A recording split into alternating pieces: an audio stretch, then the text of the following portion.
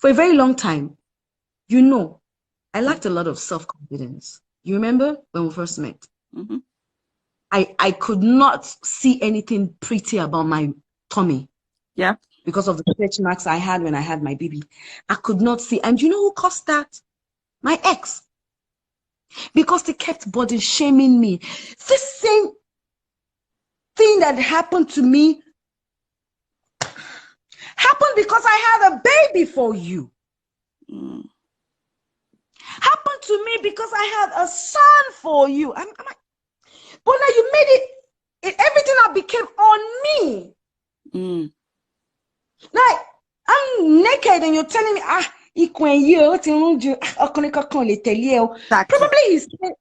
probably he's saying that to me so that I don't have it in my head that any man would want me in case I want to walk away, because he knew then that he was emotionally fucking up with me. All right?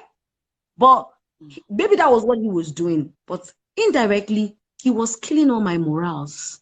And no matter how pretty people tell me then that, oh, you're so beautiful, to me, I felt really ugly. You understand me? I felt really ugly.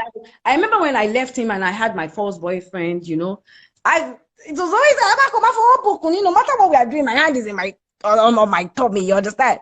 And you say, okay, a lot of women have it now.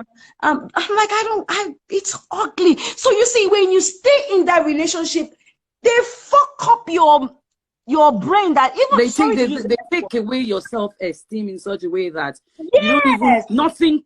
Even if you like that relationship or marriage, you know, it's so hard for you to build it up again. What made me started lightening up my skin?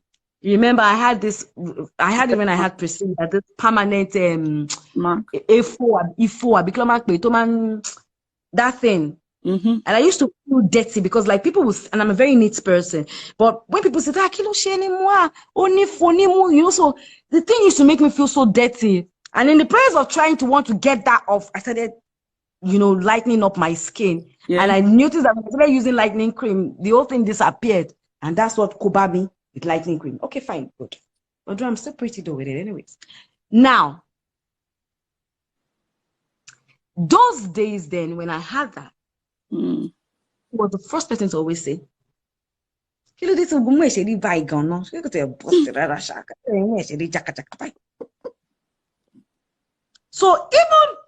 when I have somebody at the door, I have to quickly go and carry down my brown pardon.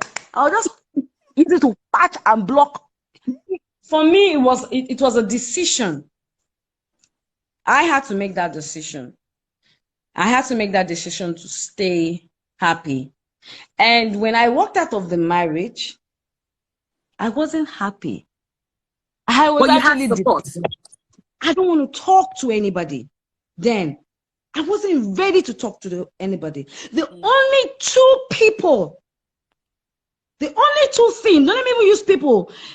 The only two things that gave me joy, apart from my children, was clubbing and drinking sometimes. For me then, I could remember very well one of my colleagues, I don't want to mention her name now. We're very best friends then. She didn't understand why I loved going to club. I used to go to club with my own money, spend my own money. But each time I'm in the club and I'm hearing those songs and we're dancing and doing, that moment, I'm not thinking of anything. When I'm with the kids and we're talking and we're playing and, you know, I'm taking care of them, that moment, I'm not thinking of anything.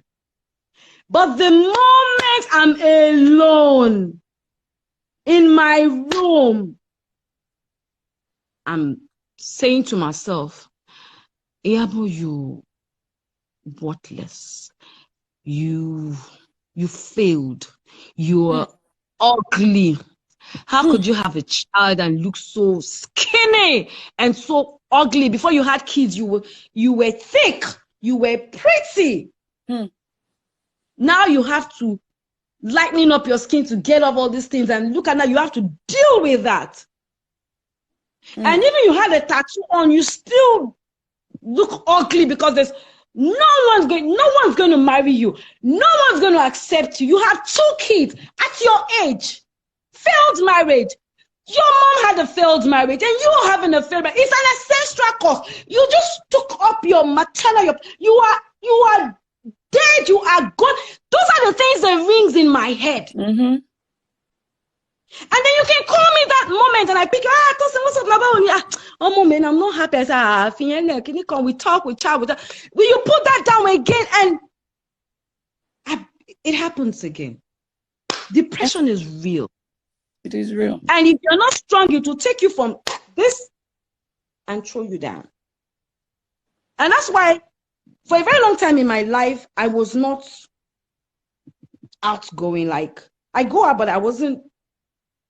A lot of people saw me as mean, as rude, as saucy, because I didn't want to allow people into my life. You became very defensive. And so it was so easy for me to play gangster role, trust me. It was so easy for me to play the bitch girl, the bad girl, the rude girl, the crazy girl. Because that was what I was feeling at that time.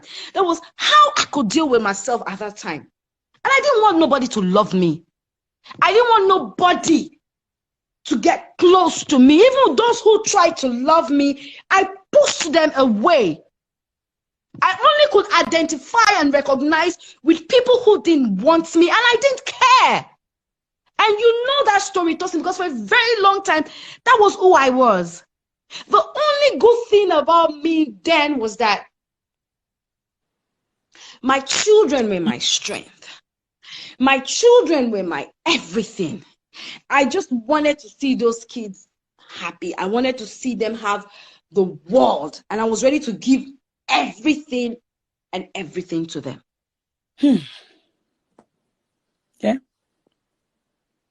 But I went through those stages when I left my marriage. So what I'm saying is that living your marriage, like I say, go, leave, walk out. It doesn't mean when you leave, everything is going to be rosy. It doesn't mean when you leave, you're going to get out of that depression or that's whatever it is you're going through. That's when it starts. It will go with you as you move.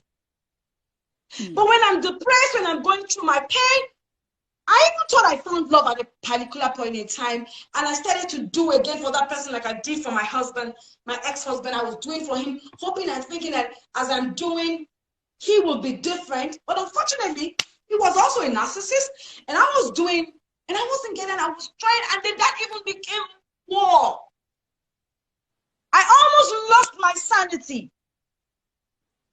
because I could not understand. How can I give you so much love and then you cannot love me back in return? How can that be?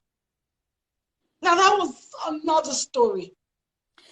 And I felt so much rage. That's it, babe. But I didn't care. That's it.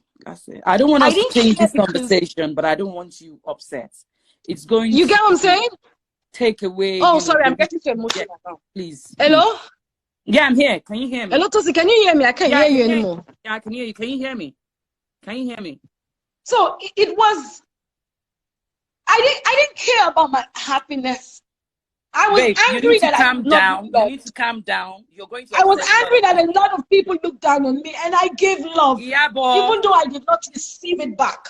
And don't forget that the reason why I'm having my YouTube program that is coming on very soon, that you, Tosin, encouraged me to do,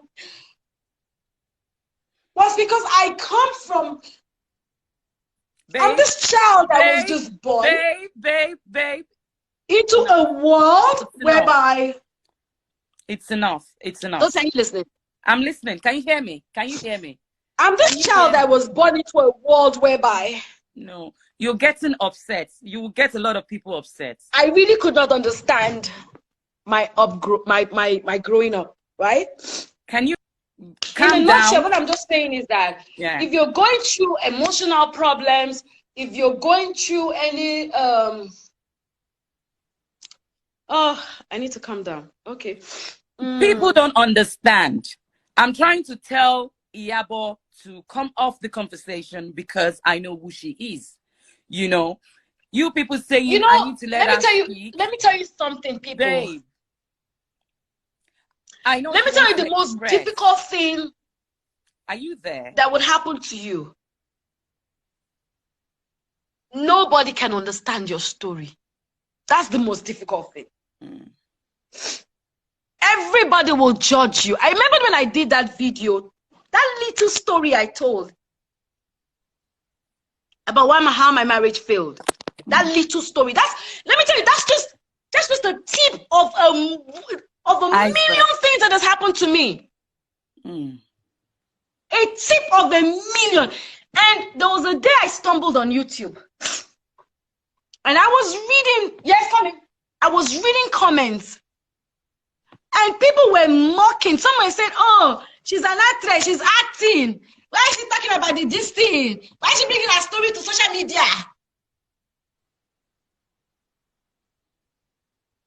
Thank you. People don't care. Exactly. They will never care. So at the end of the day, it's all about you, your happiness. If you're in a marriage or in a relationship and you're going through what you can go that way, and you're going through one emotional problem, they're beating you, you're not happy, your mental health is important. Please make a decision for yourself. Think, use your brain, and stay happy. God bless you. I love you. I gotta go. I love you.